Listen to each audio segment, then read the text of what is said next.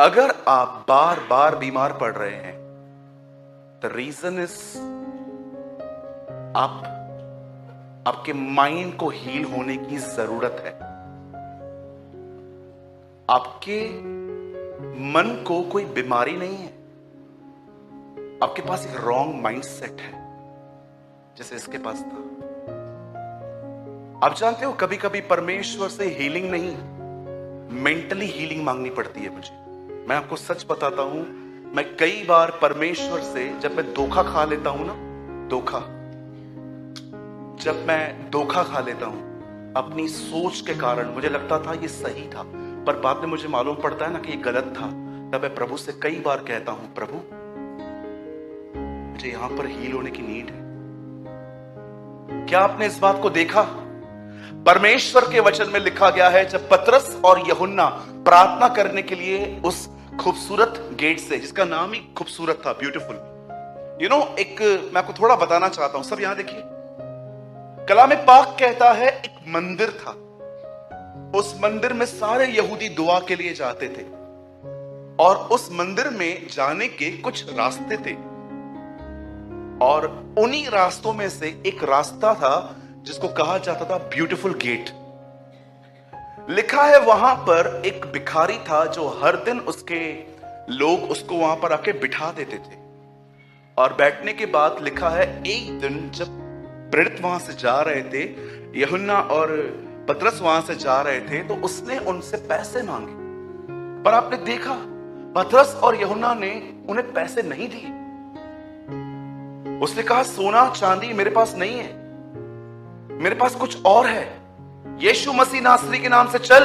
और कलाम पाक कहता है वो उछल के खड़ा हो गया। अब मेरा एक सवाल है, क्यों पतरस ने उसे पैसे नहीं दिए, उसे चंगाई दी? जानते हो क्यों?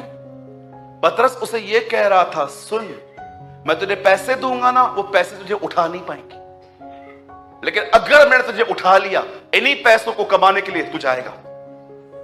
आप जानते हो पतरस ने मात्र उसके पैरों को ठीक नहीं किया था, पतरस ने उसकी सोच को चंगा किया।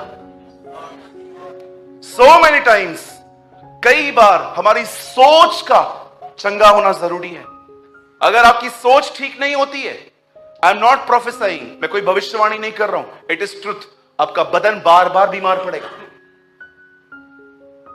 जब पतरस और यूहन्ना ने कहा, उसने कहा मुझे कुछ दो, पतरस ने कहा सोना चांदी हमारे पास नहीं है, लेकिन जो हमारे पास है हम तुझे देते हैं, यीशु मसीह नासरी के नाम से चल उठ।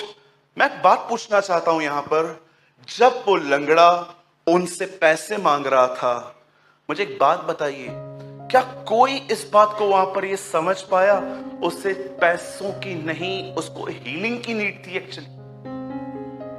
कब तक मांगेगा, कब तक मांगेगा आखिर? अगर चंगा हो जाए तो कमा सकता है। इसीलिए पतरस ने उसे पैसे नहीं दिए, उसे हीलिंग दी जो उसने मांगी भी नहीं थी। बहुत बार उस भिखारी की तरह हमें अपनी जरूरतों का पता नहीं होता है कि एक्चुअली मेरी जरूरत है क्या, व्हाट इज माई नीड। कहीं ऐसा तो नहीं है जिस चीज की मुझे जरूरत ही नहीं है, खुदावन से मैं वो मांग रहा हूं। सो मेनी टाइम्स आप परमेश्वर से वो मांगते हो जिस चीज की आपको आवश्यकता तक नहीं है, और आप में से बहुतों को अपनी नीड तक पता नहीं होती कई बार, क्या एक्चुअली मेरी नीड है क्या, मेरे पास क्या कुछ नहीं है, सब कुछ तो दिया है तो भी मैं खुश क्यों नहीं हूं? क्योंकि मन में असाध्य रोग लगा हुआ है। अब देखो, ये हारा हुआ व्यक्ति खुद भी नहीं जाता है लड़ने, दूसरों को भी नहीं जाने देता है।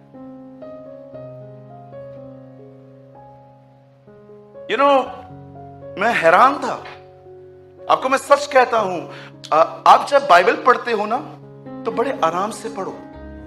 क्या कभी आप ये बिलीव कर सकते हो, उत्पत्ति 1:1 में लिखा है आदि में परमेश्वर ने आकाश और पृथ्वी की रचना की, और सेकंड में लिखा है पृथ्वी बेडोल, सुनसान और अंधकार भरी पड़ी थी। जब मैं इसको पढ़ रहा था ना, मैंने कहा प्रभु आप कोई चीज ऐसे नहीं बना सकते, कुछ तो हुआ है जिसका जिक्र यहां नहीं है। ऐसा कैसे हो सकता है?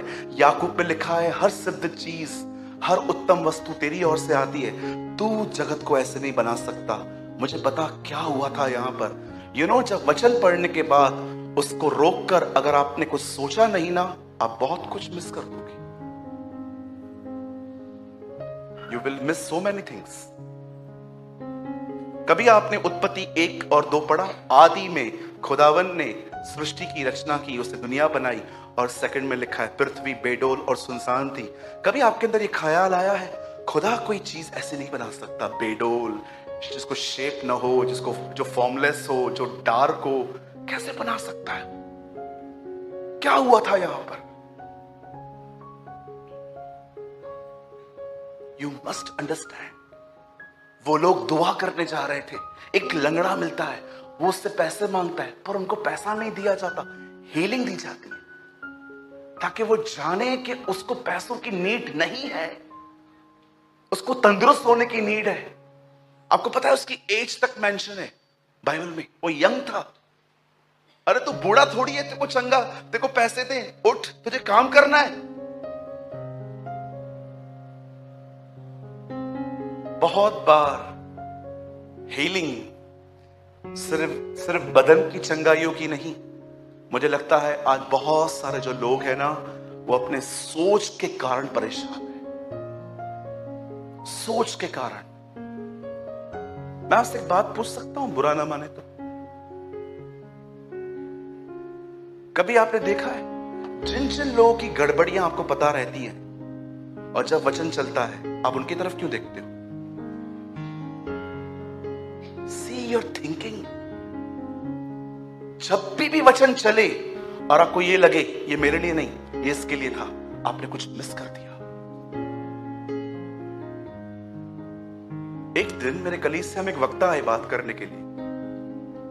उन दिनों में कलीसिया के अंदर कुछ भाई बहनों की वजह से मैं डिस्टर्ब था, और जब वो वक्ता बात कर रहे थे, बातें करते करते करते मैं उनको देख रहा था।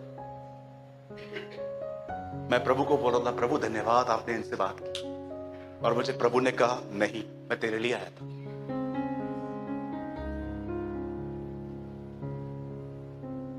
See how you miss। सोचो, आपकी सोच आपको यहां भी धोखा दे रही है चर्च में, तो घर पे क्या करती होगी? अगर यहां पर गिरीश यहां पर बैठे हुए हैं, राइट, आपका नाम गिरीश, कुणाल भाई, या कुणाल भाई बैठे हुए हैं, और मुझे पता है कि वो बहुत गुस्सा करते हैं, उनकी मम्मी ने मेरे को बताया। नहीं आपने बताया नहीं, एग्जाम्पल, मार खाएगा अगर फिर आपको। अच्छा, कुणाल बहुत गुस्सा करता है, उनकी मम्मी ने मुझे बताया। और आज शाम को एक वक्ता यहाँ पर आए हैं, और मैं बिल्कुल उनके पास से बैठा हूं कि वो वचन पढ़ेंगे, प्रचार करेंगे, तो मैं उनको बैक में उनके लिए वर्ड पढ़ूंगा। और वो प्रचार कर रहे थे, ओ यहाँ पर गुस्से वाले बहुत लोग हैं, और मैं